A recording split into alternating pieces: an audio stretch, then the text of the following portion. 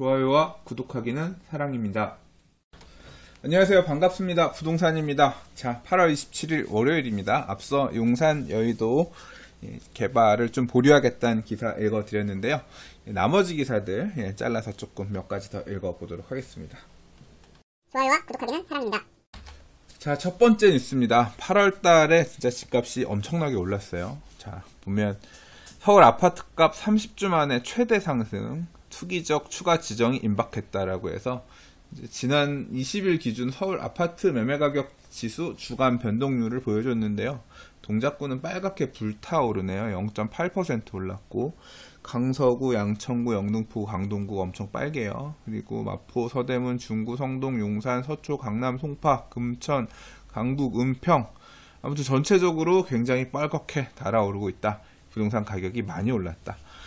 지난주에 0.37%가 올라서 올 1월 이후 최대치 올랐다고 합니다. 이게 이제 한국감정원 자료죠. 자, 아무튼 그래서 8월 말에 부동산 추가 대책이 있을 것이다. 이제 뭐 투기적이 확대 지정될 것이 유력하다. 그리고 이 서울 아파트 매매 가격 지수는 아니지만 뭐 광명이라든가 수도권 같은 경우도 수기가 이어지고 확대 지정될 가능성 등에 대해서 얘기하고 있죠. 정말 무섭습니다. 한편 유진투자증권 부동산 애널리스트 이상우님의 페이스북에 보면 올해 지금 1월부터 이제 누적해서 오른 상승률을 지금 정리해준 표인데요. 지금 페이스북에 올려주신 거 지금 보고 있거든요. KB랑, 그러니까 국민은행 자료 시세랑, 그 다음에 한국감정원 시세랑 약간 차이가 있는데, 보시면, 수도권은 파란색이에요. 예, 빠진 데도 있어요. 지금 보면 안산 같은 경우는, KB 같은 경우는 2% 연초보다 빠졌고, 그 다음, 지금 한국감정원 자료는 6%가 굉장히 많이 빠졌죠. 안산 같은 경우는 안 좋은데, 서울 그러니까 수도권 같은 경우도 굉장히 지금 차별화되는 모습을 보일 수가 있습니다. 이게 지금 올 시점으로 놓고 보면, 작년 12월 25일부터 올 8월 20일까지를 기준으로 해서 상승률들을 누적해서 해놓은 거거든요. 그러니까 이렇게 차이가 납니다. 지금 약간 뭐 차이는 있지만 일단 기본적으로 KB 기준으로 용산이 10.9, 영등포가 10.4, 강남이 10.7, 동작이 9.7, 분당이 10.8 이런 식으로 해서 가장 상승률이 높고요. KB 기준으로 놓고 보면 그리고 이제 한강, 이남, 이북을 중심으로 해서 그 중심지들이 굉장히 많이 올랐음을 알 수 있어요. 한편 한국감정원 자료를 놓고 보면 여기도 퍼센트는 조금 다릅니다. KB보다는 약간 퍼센트가 낮아요. 근데 그러나 분당이 10.3 굉장히 높고요.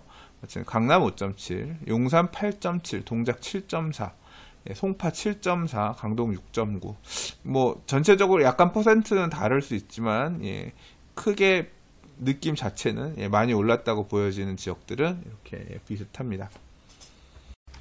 자, KB 국민은행 시세 기준으로 놓고 볼 때 올해 평균 서울이 7.2% 올랐고요. 경기는 1.3% 올랐네요. 그래서 용산은 10.9%로 가장 높고요. 그 다음에 강남이 10.7로, 그 다음에 영등포가 10.4로, 그 다음 동작, 송파, 강동, 마포, 성동 순으로 많이 올랐네요. 수도권에서는 분당, 광명, 과천, 하남 순으로 많이 올랐음을 알 수가 있습니다. 좋아요와 구독하기는 사랑입니다. 자, 다음 기사입니다. 동부이촌동에서 19년 만에 첫 일반 분양이란 제목의 기사인데요. 살짝 좀 빠른 얘기가 아닐까 싶습니다. 조금 이제 분양이 나올 수 있다 이런 얘기인데요. 동부이촌동은 재건축할 만한 단지들이 아직 남아있죠. 예를 들자면 한강맨션이라든가 왕국맨션이라든가.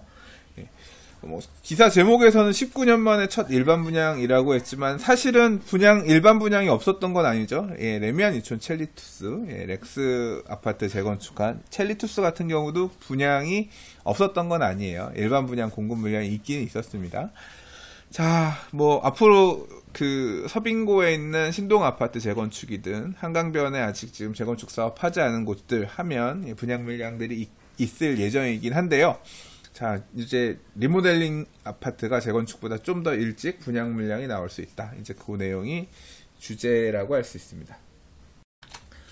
바로 이 현대 맨션인데요. 재건축할까 리모델링 할까 항상 말이 많다가 제가 재작년 이때쯤 갔을 때 포스코 건설 시공사로 정하고 사업을 이제 본격적으로 추진하려고 하는 모양새였거든요. 근데 지금 현대맨션이 안전진단을 통과해서 리모델링 사업이 문 궤도에 오를 거다라는 얘기입니다.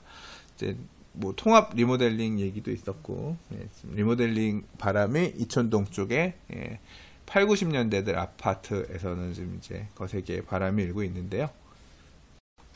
현대맨션 위치가 어디냐면 레미아이촌 첼리티스 북측입니다. 제가 여름이면 또는 가끔 봄 가을에 생각나면 팥빙수 먹으러 한 번씩 가는 데가 동빙고라고 현대맨션 앞에 상가 쪽에 있거든요. 바로 그 동빙고 팥빙수집 바로 앞이 현대맨션입니다. 바로 끼고 있는 지역이죠. 평수들이 다 커요. 여기 현대맨션 자체가. 그래서 평수들이 크기 때문에 재건축을 할 수도 있고 리모델링을 할 수도 있는 그런 상황이었는데, 일단 방향 자체는 리모델링으로 일단 입주민들은 추진을 해왔고요. 그래서 요번에 이제 현대맨션이 안전진단을 했는데 이게 지금 등급이 C등급이 나왔다고 합니다. 그래서 D등급이 나와야 재건축이 가능한데 D등급이 안 나와서 C등급이 나왔기 때문에 수평 증축을 한다고 하고요. 뭐 B등급이 나왔으면 수직 증축이 가능할 수도 있었는데 일단 C가 나와서 수평 증축을 형태로 해서 세대수가 늘리는 형태의 리모델링을 한다는 얘기예요. 원래 현대맨션 사업은 올 4월에 이주하는 것을 목표로 빨리 사업을 진행했었습니다만, 일단 서울시에서 보류하고 이번에 또 정밀안전진단을 다시 받으면서 예상보다 한 1년 정도 늦어졌다고 합니다. 근데 제가 이제 눈여겨보고 싶었던 부분은 뭐냐면, 리모델링 사업을 통해서도 세대수가 증가한다는 거. 자, 그래서 이 주택법 시행령이 개정되면서 리모델링을 통해 늘릴 수 있는 가구 수가 10%에서 15%로 증가했고, 이 경우에 지금 이렇게 늘리려면 정밀안전진단을 받아야 되는데, 아무튼 이번에 받아서 지금 맞았다 이런 얘기죠. 653가구인 현대맨션이 리모델링을 통해서 15%인 97가구 정도를 더 늘리고자 했고요.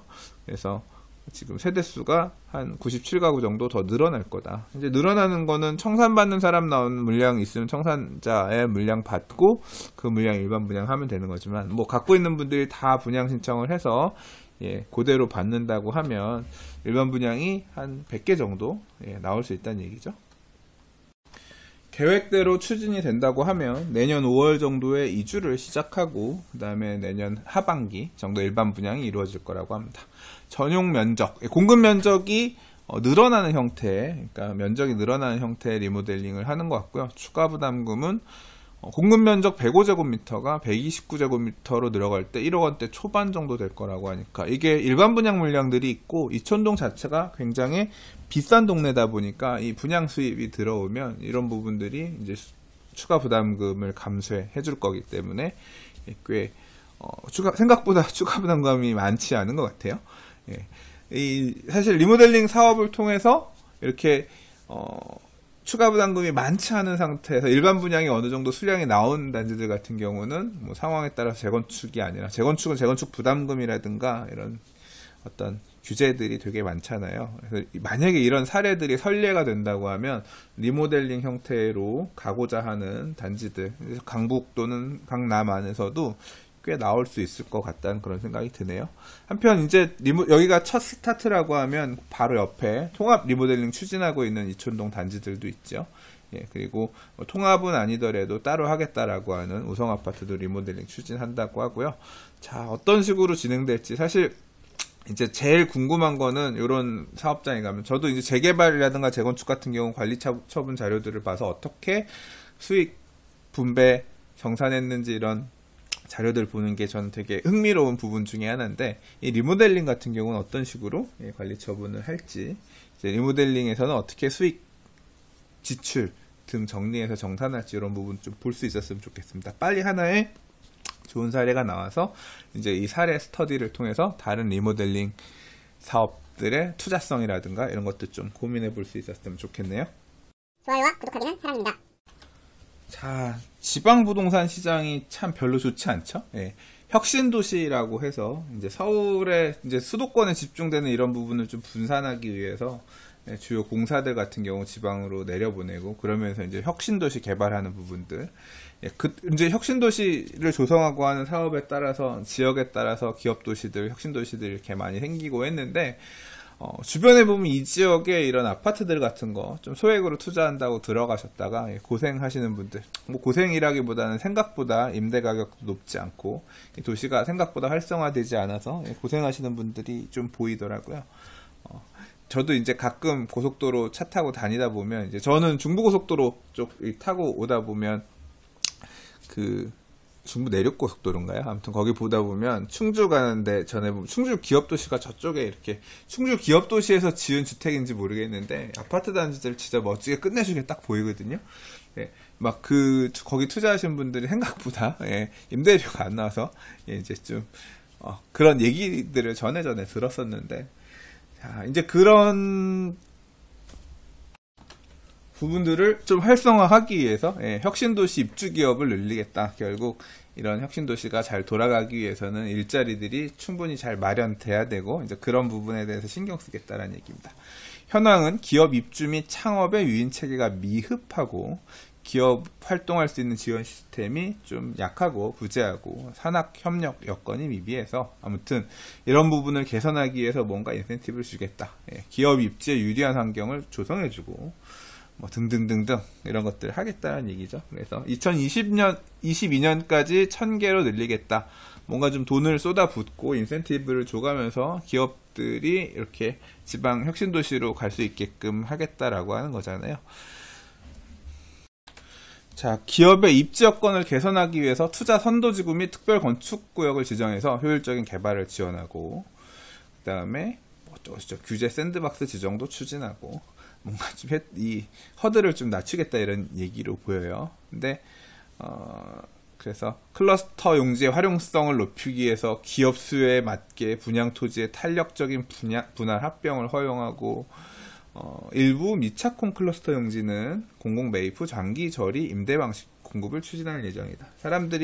기업들이 땅을 사서 지어야 되는 거 이런 거 안 되면 뭐 일단 져서 임대하는 형태로, 또는 매입을 대신 해주고 임대해주는 형태 뭐 등등 여러 가지를 좀 기업 도시들이 자리 잡을 수 있게끔 뭔가 돈을 갖다 쓰겠다 이런 얘기를 들립니다. 뭐 클러스터 입주 기업에는 3년간 사무실 임차료 분양대금 이자의 최대 80%까지 매월 지원하고 등등 혜택을 주겠다고 하는 거죠. 자, 뭐 기업 하시는 분들 입장에서는 이렇게 기업들이 들어갈 만한가 안 한가 이런 부분들을 고려해서 혜택이 가서 사업을 할 만한가 안 한가 이런 걸 보시겠지만, 또 이제 이 부동산 투자자의 관점에서는 이렇게 좀 저평가되어 있는, 뭐 분양가보다 가격이 떨어져 있는 곳도 있을지 모르겠고요. 물건들이 막 어떻게 보면 쏟아지고 있는 지역도 있을지 모르겠는데, 이렇게 개선이 되면 어떤 투자처로서 이런 뭐 소액 투자할 수 있는 곳일 수도 있잖아요. 혁신도시 같은 경우는 조성해서 들어가는 거기 때문에 기본적으로 다 새로 도시가 만들어지는 이런 개념인데, 어떤 기회가 될 수 있을지 궁금해집니다. 좋아요와 구독하기는 사랑입니다. 자, 오늘 준비한 뉴스는 여기까지입니다. 오늘도 봐주셔서 들어주셔서 감사합니다. 내일 또 다른 부동산 뉴스와 이슈로 인사드리도록 할게요. 내일 부동산 별별수다 녹화가 있는 날이라서 녹화가 늦거나 별별수다로 대체될지도 모르겠네요. 아무튼 뭐 최대한 또 노력해 보도록 하겠습니다. 감사합니다. 부동산이었습니다. 좋아요, 구독하기 눌러주세요.